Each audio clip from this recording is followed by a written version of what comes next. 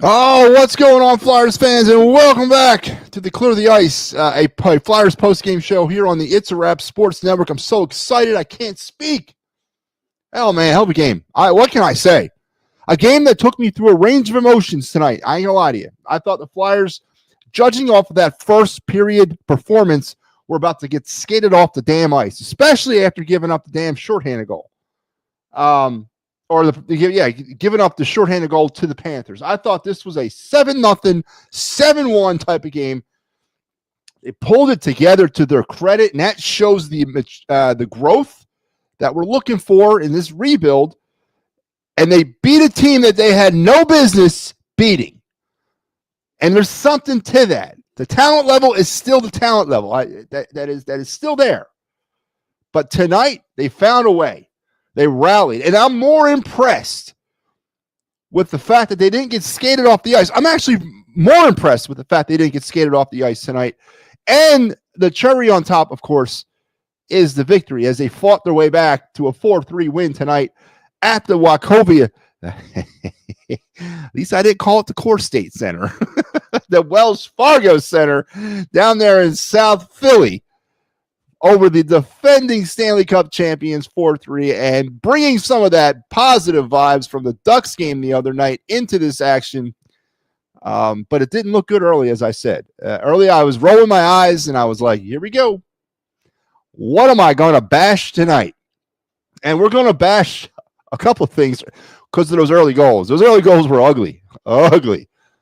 And we'll bash them. But the Flyers showed a lot of spirit, a lot of spunk, a lot of tenacity, and skill.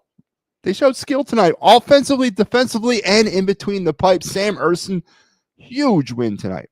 I've said it multiple times that when healthy, he is the best option the Flyers have. Now, is he a number one? Yeah, it's still a debatable topic, but he's definitely an NHL goaltender. Whether that's a number two or a number one, that's still a debate. But the best option the Flyers currently do have between the pipes, and he definitely showed it tonight as he was on display, keeping the Flyers around this game to a 4-3 win. And let's head over to the game now. Oh, by the way, this is brought to you, this show, and all the right fine programming on the It's a Wrap Sports Network is brought to you by the good folks over here at the It's a Wrap Sports Network. Without them, we could not do anything. So please give us a like, a subscribe, a tweet, a holler, a follow, a whistle at something, so that we can continue to bring out this type of content. As we're moving through the winter months, things are starting to amp up. We're starting to expand a little bit. Next month will be a big month for us. We're adding Mike Laro in February, and hopefully bigger and better things from there. I'm still working on the Mondo big one, the huge one, and please stand by for that, because that's still, I ain't letting that go. That's still in the works. But Flyers 4-3 wins tonight. 4-3 winners tonight over the Florida Panthers. And what am I most impressed with tonight? What am I most impressed with? It's to me, it's a 1A and a 1B. 1A is the fact that they didn't get skated off the ice, that they pulled themselves together in between first and second period and came back and made this thing a game. And number two more power play goals. The Flyers have scored 4 power play goals in the last 2 games. Stop the presses or stop the world. I want to get off, because now that's the 7th sign. The end is nigh, because the Flyers went out and busted off 2 more power plays tonight, 2 more power play goals tonight. That gives them 4 over their last 2 games. And that's another excitable stat. The Flyers have been woeful in the power play for 4 years. I couldn't tell you the last time they scored 4 power play goals in over 2 games. Could not tell you that. But now I can. It's tonight. So let's head over to the game. Let's take care of some administrative issues right off the bat. The Flyers, tonight, the game-wise, the healthy scratches on this game for the Flyers were, once again, Eric Johnson, Joel Farabee again. I'm still looking for some information on the Joel Farabee thing. Is he hurt, or is he still in the doghouse? And Alexei Kovaslov. For the Panthers, Ekblad, Gadovich, and Boquist all out for tonight for the Paul Maurice and his squad. In between the pipes for the Flyers, yeah, Sam Ersson played himself a game tonight, folks. Played himself a game, kept the Flyers in it. He faced 23 shots, made 20 saves, finished tonight with a .870 save percentage. Yes, it's not a sexy save percentage. It's not. Gave up 3 goals. But it could have been a lot worse. That's all I'm going to say about that. And he definitely came up big down the stretch of this game when the Flyers were able to actually find himself to a lead, and Ersson helped them preserve it. Bob Roski for the Panthers, former Flyer, faced 29 shots, made 25 saves, finished the night with a .862 save percentage. So definitely not a good night for Bob. Good for him. I hate Bob anyway. But Flyers outshot the Panthers tonight, 29-23. They out-power played the Phantoms. Flyers scored twice in the power play and 5 opportunities. The Panthers did score 1, and they got a shorthanded goal too. So, I don't know, maybe that balance is on the special teams out. The Flyers took the puck away 4 times, gave it away 21. Yeah, I mean, I guess that makes this win even that much more remarkable, that they did not play a perfect game by no means, and they made some massive mistakes in this game, and 21 more giveaways is one of those stats that are bothering me all year. They also blocked 27 shots, a season high 27 shots. That's what you got to do to beat the defending champions. So there's the administrative notes of this game. Flyers, huge 4-3 winners. Let's head over to the big board, to the scoreboard, and let's break down some goals. But as I mentioned, the game did not start off all hunky and dory. The Flyers gave up the shorthanded goal at the 7:59 mark of the first period to Sam Reinhart. A little Keystone Coppery between Travis Konechny and Jamie Drysdale led Sam Reinhart on a kind of a pseudo breakaway. It was 1-on-1, but he made Konechny look doubly bad. And look, I don't think I can explain it. I think we got to go to the video because that will give it a better explanation of this goal. Just a very bad goal all around by the Flyers on this play. You can't give a guy like Reinhart this much, and the Flyers gave him the world on a silver platter, and Reinhart definitely took advantage of it. Let's set this thing up, and the Flyers are actually, as I mentioned, they're on the power play, and they're in the Panther zone. Let's run it here. There's Konechny, who's a huge part of this whole play. He's going to put it down. It's Owen Tippett who gets the save, but then the rebound is given right back to Tippett. The Flyers doing a really good job here. You know, you pounce on those fat rebounds. Now, could have Tippett broke a little bit sooner on that rebound? Maybe presented a secondary scoring opportunity. Maybe not. But here's where it goes haywire. Drysdale with a bad pass. Let's stop it and pop it back.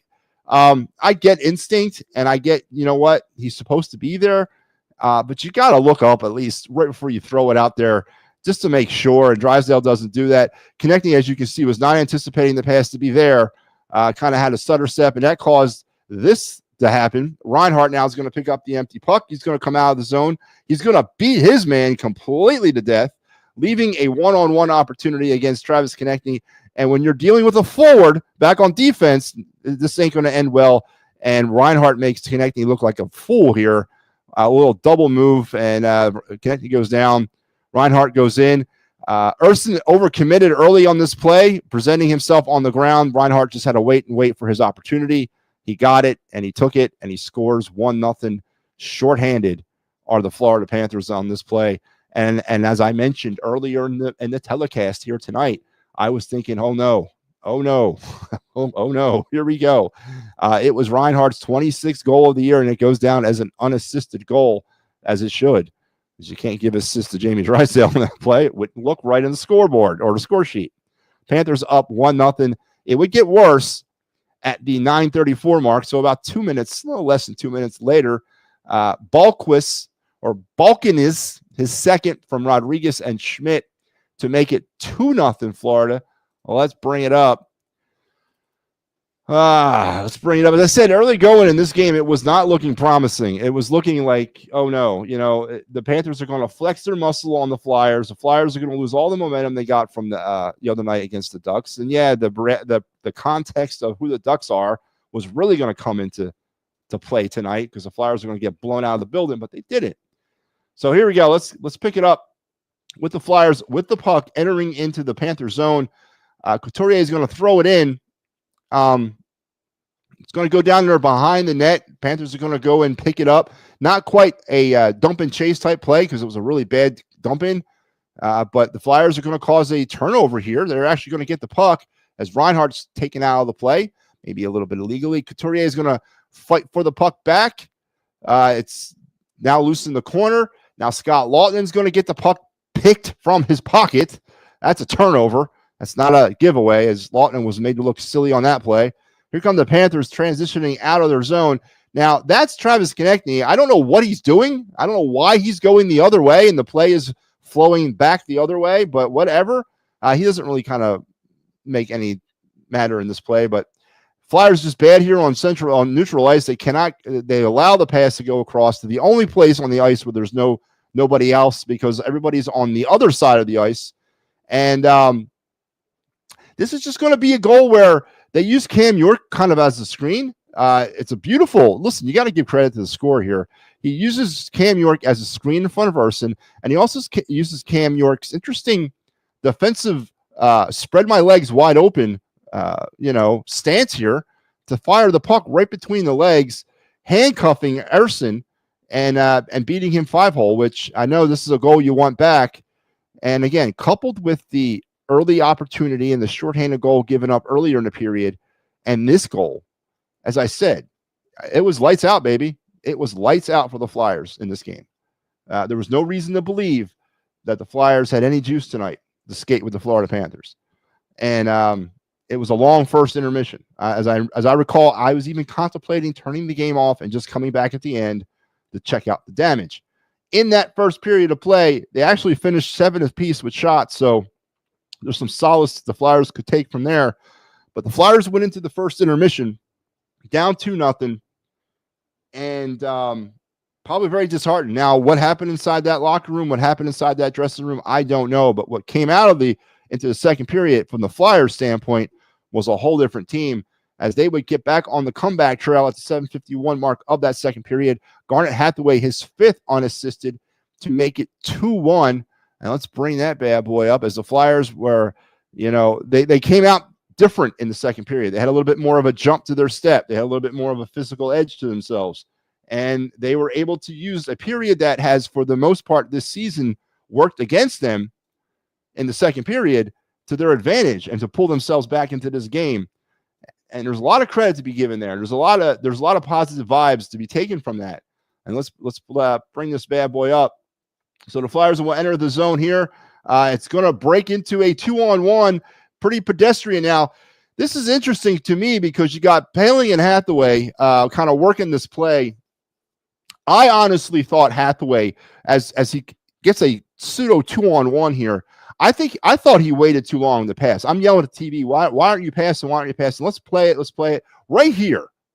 Right here is where Matty B, if I was the right winger on this play, I would have fed it right at this particular moment in time. I would have led Poehling into the net. But Hathaway doesn't. He holds it, and he continues on into the net, and then he passes it, and they get the little tip in off each other. It goes off of like 3 different players before it goes in. And the Flyers get back in it 2-1. Is it a gift goal? Does Bob Roski make that save 9 times out of 10? Yes. Was it a procedurally correct type of goal? No. As I mentioned, I would have probably passed it earlier, but Hathaway didn't. It all worked out. Or Poehling didn't. It all worked out. Hathaway gets credit with the goal, his 5th. It is now 2-1. And then that's how the second period would end. But as I mentioned, the Flyers, who have straight up sucked in the second period this year, outshot the Panthers 14-6, really taking the game to the Panthers. Maybe there was some water jugs being thrown around inside that locker room. Maybe a couple sticks ended up broken across some cabinets. Maybe some skates were tossed against the wall. Maybe some players were cussed at. Maybe there was a lot of 4-letter effigies being shouted in that dressing room. But something changed in the Flyers that came out on the second period. They were not the same team that left on the first. 2-1 at this point. We go into the second intermission now with a shot. Into the third period at the 2:01 mark, Noah Cates on the power play for the Flyers would get this thing knotted up. Cates, who continues along with that other line of Forrester and Brink, they continue to be the most productive holistic line the Flyers have this year. Where's that coming from? I don't know. We've talked about it. I like them. They're good players, but they're still just role players. But they're getting something out of them, and Torts is getting everything he can out of these guys, and they continue to produce for him. As the Flyers will get this thing tied up at 2, and let's put it up on the screen. Here it is. The play is going to go into the Panther zone. Flyers here on the forecheck, on the back check, sorry, are here create the turnover. They get a turnover. Hallelujah. And it's Cates there as he's fighting along in there. There's the Brink Cates Forrester line.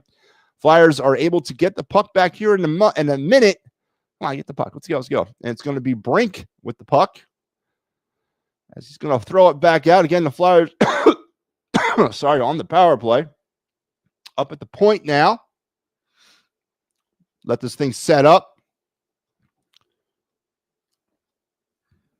And we're going to get a shot. And guess what we get? Oh, baby, that's right.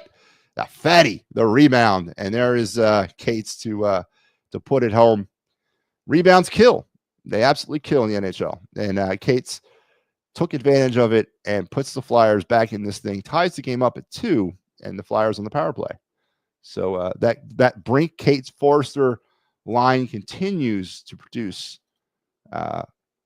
offensively. So the Flyers at this point 2-2, but the Panthers and Sam Reinhart, who is just, again, one of those faces of the franchise, Reinhart, Tkachuk. I mean, those are franchise altering type players, and Reinhart wouldn't be done as at the 3:35 mark, about a minute and a half later, he would score his 27th on the power play to put the Panthers back up 3-2. Tkachuk and Barkov with the assist. That's a hell of a line there to deal with. Panthers up now 3-2. Let's bring it up. That's not the right goal.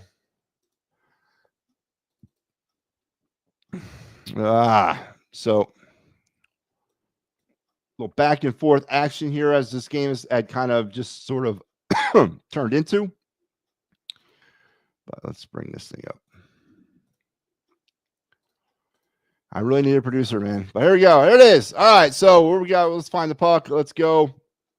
Oh, yeah. The puck's up in the air. And then they're just going to kind of take it here and be the Florida Panthers as they're going to, again, on the power play. Flyers have this well defended. I can't say anything about the defense here.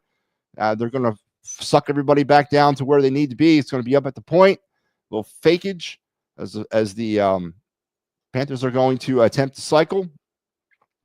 Looking for the play. Flyers again have it well defended. Looking for the opening. They're going to get the opening here, and this is typically where it all goes to crap. As you're going to get where's Reinhart at? There he is. You can see Barkov just looking for him. Look at that, man. The pass is banged off of, what is that, Cam York? Cam York is struggling, man. He is struggling. And there's Reinhart right out there in the slot, and he's just going to, listen, I'm not going to fault the Flyers defensively on that. Could have Cam York made a play on that and maybe tried to clear it there? Yeah, of course. But the Flyers had it pretty textbook. But Sam Reinhart, I mean, that's what a power play does. I mean, if you look at that power play, they're cycling the puck back and forth, looking for an option. As the puck flows from one side of the ice to the next, they're looking for that little gap in the flow, and they got it there. Reinhart popped up into the slot. It could have been a turnover. Cam York is struggling, man. He's struggling, and I'm starting to waver. Cam York and Jamie Drysdale are probably the two defensive players that I'm concerned the most about on the Flyers right now, young player-wise. They've not been playing well defensively lately. But Cam York, again, maybe could have had himself a turnover there. Doesn't get the turnover, and you can't give the Barkov, Tkachuk, Reinhart line any extra time on the power play. You just can't. And the Flyers were burned on that play to make it 3-3 at this point. But I had the vibe, man. I had the vibe. I thought the Flyers, or it's 3-2 now. I'm sorry, it's 3-2. I honestly thought the Flyers were not done. I thought the way the Flyers had totally flipped the switch on their approach The way they were attacking the puck, the way they were playing, I thought the third period was going to be fast and furious. And at the 5:59 mark, Morgan Frost on the power play from Michkov and Drysdale would tie it up at 3 to get the Flyers some more life on this game, as the Flyers would not go away. And again, that's the growth I'm talking about this team, and we'll continue to talk more about it after we go through the scoring recap. Let's bring this up.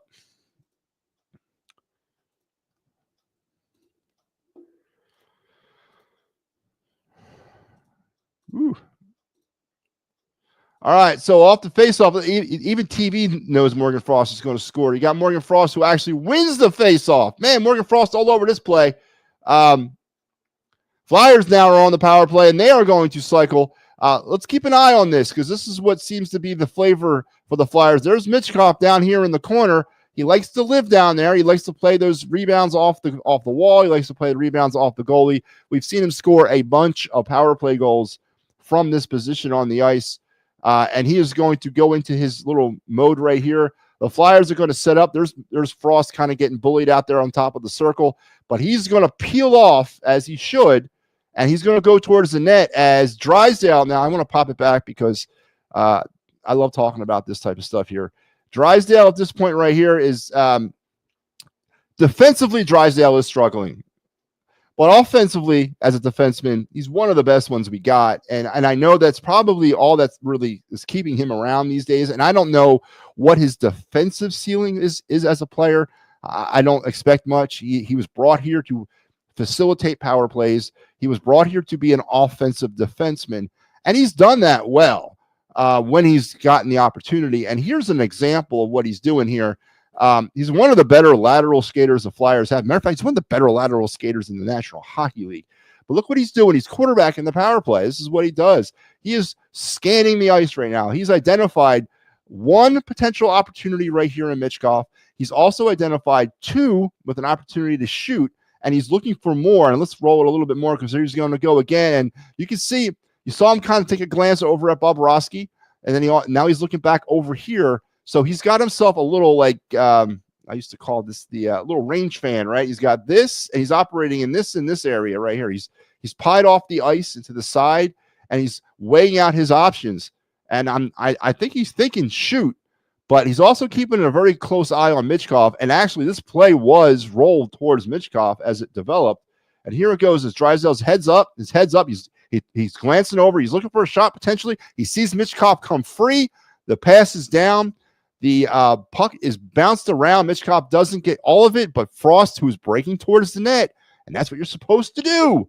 Go to the net, young man. Good things will happen, and there you have it. So does Michkov get a goal there if Frost is not there to kind of finish it off? Probably not. Michkov fan on it, but really good play there by Drysdale, quarterback in the power play. Let's pop it back again, because I think it's so fun to watch. Look at that. Just look at that lateral skating, head up. He's glancing at the goalie. He's glancing back. He sees Michkov. Yeah, I don't think he's really paying attention to what's happening here. He's looking at one option here, and he's looking at option number 2 as a shot. But he keeps moving laterally, and he's confusing the Florida Panthers. They don't know what he's going to do. Michkov, a very good move as he moves towards the net, and you can see it right now. You can.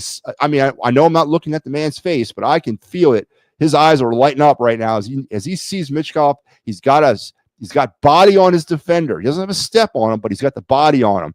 So he's going to have an opportunity with being a right-handed shot to make a play here. And here we go. And Drysdale hits him with a beautiful pass. Michkov attempts to tip it in, kind of goes off the back heel-ish of the stick. But there it is for Morgan Frost to clean it up. Flyers tie it up 3-3 on the power play. A beautiful goal from all aspects of everything you want to see on the power play there. Jamie Drysdale quarterbacking the power play. That's what he was brought here to do. And he did it exceptionally there on that play. Again, I don't know what his ceiling is defensively. I don't think it's even something we should talk about, because it's probably not that high. But right there was why he was brought here. And he's starting to show it now. It's starting to wake up offensively. That would tie it again at 5:59. The Flyers then would untie it at the 14:09 mark of this game. Noah Cates, his 9th from Forrester and Zamula, and the Flyers would find themselves on, surprisingly in the lead of this game as Erskine, who clamped down after that first period, and the Flyers as a team clamped down and were able to get back into this game and take the lead late. And we got ourselves an opportunity to knock off the Stanley Cup champions and see if the Flyers can hold on. So let's pull this goal up. It is inside the Flyers zone. The Flyers are going to come out. This is another one of those, said it last night or 2 nights ago. The play or the type of Flyers offense that I miss so much from a year ago is the transition play. And this is not your typical transitional play, but it's a transitional play that leads to an odd man rush, or actually leads to a breakout, not that odd man rush, but a breakout nevertheless. And I love this. Flyers did this about as best as it could be done in the league last year. And here they go on the 2-on-1. And boom, there it is. There's the little the play to keep it alive as Cates kind of bounces it to himself. He's going to go in and use body, creativity, head is up. He's moving around. He's waiting for his shot. There he goes, backhand, and he elevates. Beautiful, beautiful goal on the transition. Flyers take the lead. Let's look at that again. Was there some luck on this goal? Yeah, of course there was. That play right there, the puck went right up in the air for him. He was able to just kind of not hand pass it. That's not a hand pass. He knocked it down, all right? That's not a hand pass for all you rules fans out there. And then he goes, and not only is he able to get the step and the body, but he's able to get creative, be decisive with the puck, do something creative with it. And he gets the goal on Bobrovsky as he goes backhand elevated to give the Flyers the 4-3 lead. And they somehow hold on down the stretch and knock off the Florida Panthers tonight, 4-3. In that third period, the Flyers outshot. They got outshot Florida. They got shot by Florida 10-8, but they finished out shooting Florida 29-23 on the game. Flyers are now 2-1, or I'm sorry, 1-2 against the defending champs this year. I think they're done. It's 4 times. I don't think they're playing. No, it's 3 times. They may have one more game. But big time win. Big time win. And I have to say it, do I understand what the game Saturday night meant? Yeah, it was the Anaheim Ducks. Right. I mean, you're going to take solace out of the fact that you beat a team that's in a lot of ways worse than you. But there was some solace to be taken out from that game because they executed, and they not only beat the Ducks, they put them in their place. So coming out tonight against a team that, listen, if you beat them, there's no, they're the defending champs. I mean, this is it. This is the best in the league right now based on last year's results, regardless of whether or not the Panthers are the same team. And yes, they are the same team as they were last year. But you come into this game, you get embarrassed in the first period. You almost get skated off the ice in the first period. And then you come back out a whole different team in the period that has been your bugaboo all year, that second period, and you take the play to them and you don't stop all the way to the end and you find your way back 4-3. Did the Panthers take their foot off the gas? Potentially, yeah. But you know what? That's the champs shouldn't do that. And the Flyers, a gutsy win tonight over the defending champions, 2 in a row now, as the good vibes of 2025 continue for the Flyers. Just a great win. The power play is starting to get better. It is, Joe, and we're going to get into the power play stats and numbers here in a second. All the stats, actually, and love the play of Noah Cates. Yeah, that whole line's been picking it up over the last month or so. So, Flyers with the win tonight. Let's head over to the Clear the Ice stat pack on the season so far. With the win, the Flyers are now back to 1 game under 500, 19-20-5, 43 points through 44 games. With the power play outburst over the last 2 games, 4 goals, 4 power play goals in the last 2 games. Flyers are now 21 for 125. Their percentage on the season has now gone up they've gone up over 2 percentage points over the last 2 games. They're up to 16.8 on the power play. You tell me the last time the Flyers were scoring power play goals at a 16.8 efficiency this late in the season. I'll show you Brian Propp because I think it was that long ago. It's been a minute. The Flyers did allow the shorthanded goal Well, they were on the power play, and they also allowed a penalty when they were shorthanded traditionally. So now they've been shorthanded 115 times, killed 93 of them. The Flyers, 4 goals in the year. They've now eclipsed 130 for the season. They're up to 132, back to averaging 3 a game. And with the 3 goals given up, they've now surrendered 150, about 3.4 a game. They are starting to distance themselves in the shot totals from their opponents. 12-14 now on the year, 27.5. They've given up 1185, 26.9. 2 takeaways, or the 4 takeaways in this game, up to 240 for 5.4. The 27 giveaways, 648 on the year, 14.7 on the season. Someone's got to really explain what's going on there with that. They blocked 27 shots on the night, a season high of 27 block shots tonight. They are now averaging over 18 block shots a game. And on the power play, since 21-22, the Flyers are now 115 for 831 for almost 14%. And I am now 12-9-4 as your host of Clear the Ice. Woohoo. And big time win for the Flyers. And as I said, the context of the Ducks game, of what they did the other night against Anaheim, is what it is, right? They beat a bad team. But to come out tonight and have an opportunity to really make a good showing against the champions, and then to play as poorly as they did in the first period, could have actually spelled the end of this game, but it didn't. And that leads me to my key moment or turning point of the game.